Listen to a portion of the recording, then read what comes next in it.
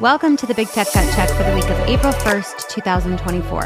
This is a super quick weekly update for parents on all things social media and big tech. First up, I'll keep it light before I go into some tougher topics. I previously mentioned a book that all parents should grab. It's called The Anxious Generation by Jonathan Haidt. As of yesterday, it's a New York Times bestseller. I truly believe this book is going to change the tide, that it's going to help get ourselves out of this phone-based child-rearing, child-harming place that we're in and back into play-based childhood, more positive mental health trends. There are 4 simple suggestions in the book to create a foundation for a healthier childhood in the digital age, and that is no smartphones before high school, no social media before 16, phone-free schools, and far more unsupervised play.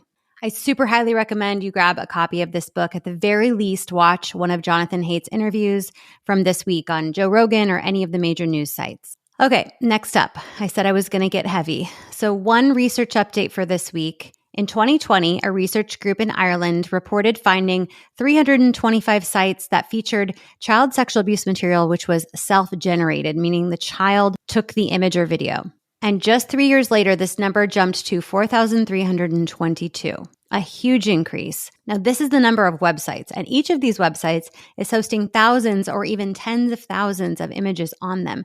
So we're talking about many, many millions of images and videos that these kids took of themselves. And over half of these images and videos are of children between 8 and 12 years old. We're seeing the same trends in the US and the UK. This is relevant to everyone. So how or why is a child that young, as young as 8, taking sexualized images of themselves and sharing them online? Well, these kids are being given devices without restrictions and without monitoring.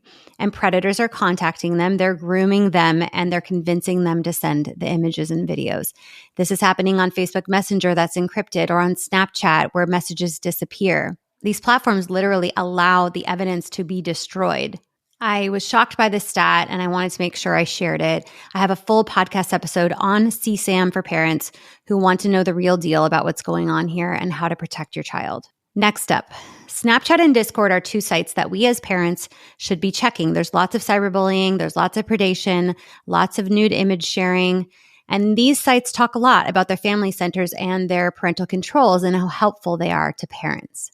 But what they didn't tell us, and what they were forced to tell us during the January congressional hearing, is that only 1% of parents actually use the family centers on Snapchat and Discord to monitor their children's account. So if these family centers were so great and so easy to use, why aren't more parents using them? So parents, if your child is on one of these sites, please employ the parental controls. Now, I haven't heard great things about their parental control centers, so I would layer on an extra level of protection like Bark's monitoring app, or better yet, Bark's phone or Gab phone, any of the kids-safe phones that allow you to truly monitor the kids' access to these sites.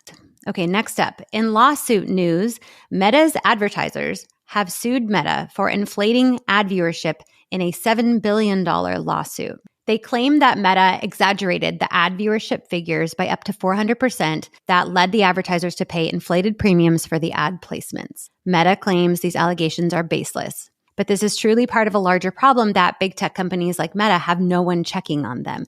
There's no legislative body confirming the numbers that they give. It's kind of like grading your own homework. And they've been known to inflate or underreport data previously. For example, we found out that Instagram's own internal research showed that teens are 100 times more likely to witness or experience cyberbullying in a week than Meta publicly claimed they do in a year. Part of the Kids Online Safety Act, KOSA, which will hopefully be passed this year, is to create a regulatory body so that big tech firms have someone to answer to, someone checking their data. Speaking of checking their data, I got up close and personal with Snapchat this week, and I wanted to keep you guys updated on that.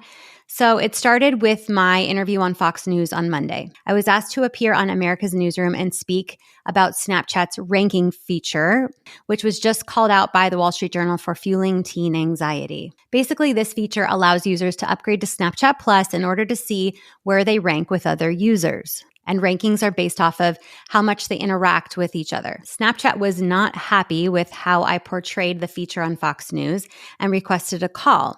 So I got on with a comms team member and a senior director of policy at Snapchat. They took me through the feature, which after having been walked through it, I still find it concerning. And I asked the team members many questions, one being what value this ranking figure provides to minors. Their response was to share statistics with me. So they shared that only 1% of Snapchat users pay for Snapchat Plus, and that most of their users are adults.